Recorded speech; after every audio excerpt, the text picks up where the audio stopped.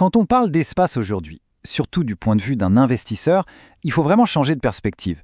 On n'est plus dans la simple exploration scientifique. Non, on parle de la prochaine et peut-être de la plus grande révolution industrielle et logistique.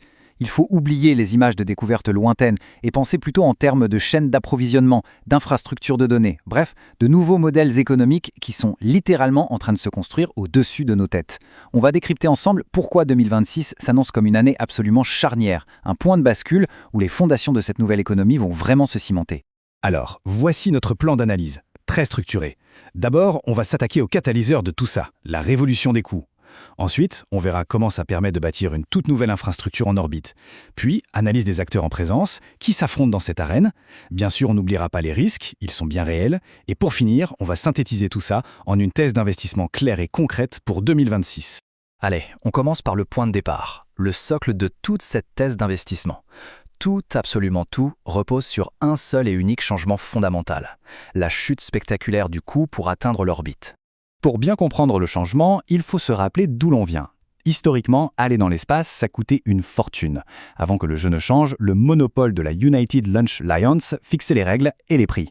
On parle de missions qui dépassaient les 400 millions de dollars. Ce n'était pas juste un ticket d'entrée, c'était une véritable forteresse financière qui bloquait toute innovation commerciale à grande échelle. Et voilà le point de rupture, le game changer. Aujourd'hui, un lancement sur une fusée Falcon 9, c'est environ 62 millions de dollars.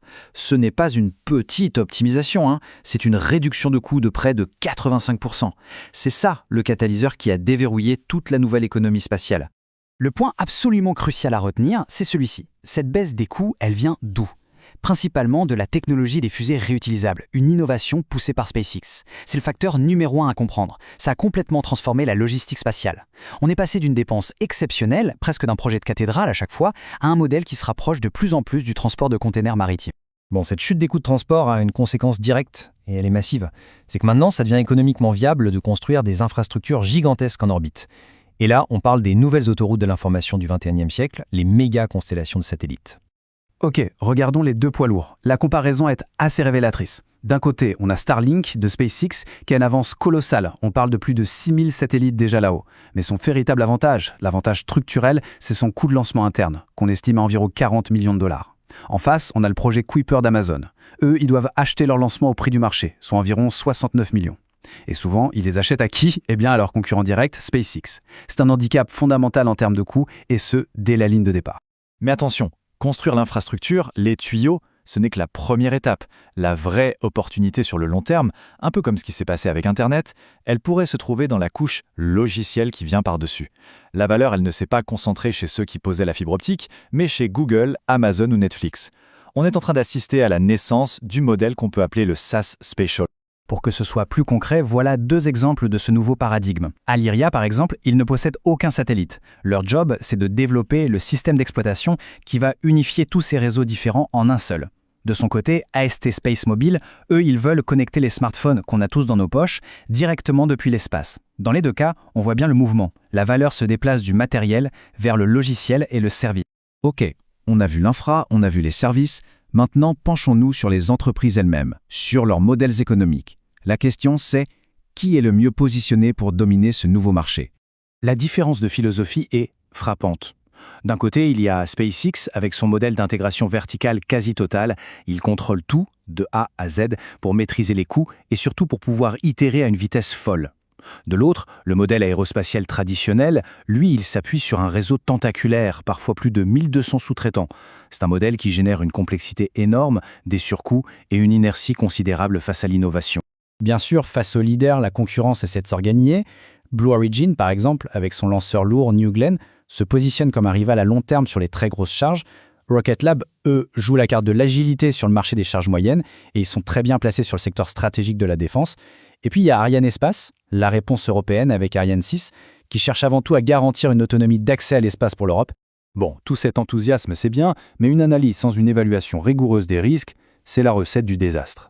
Et dans ce secteur, il y a une gravité financière et réglementaire qui est bien réelle et qu'il ne faut surtout pas sous-estimer. Un des risques majeurs, c'est la réglementation. Prenons l'exemple de la réglementation américaine ITAR. En gros, elle contrôle l'exportation de toute technologie spatiale. Qu'est-ce que ça veut dire concrètement? Qu'une start-up européenne ne peut pas juste acheter un composant critique américain comme ça. Non, il faut un processus d'autorisation extrêmement lourd. Ça ralentit les projets, ça complique les partenariats internationaux et ça expose les entreprises à des sanctions très lourdes. Ensuite, il y a le risque d'exécution. Il est immense. Cette citation, tirée d'une observation de marché, elle est sans appel. New Glenn n'est pas compétitif en termes de prix par rapport au Falcon 9, vieux de 15 ans.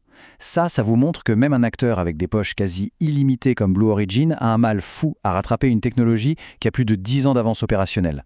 La barre a été placée extraordinairement haut.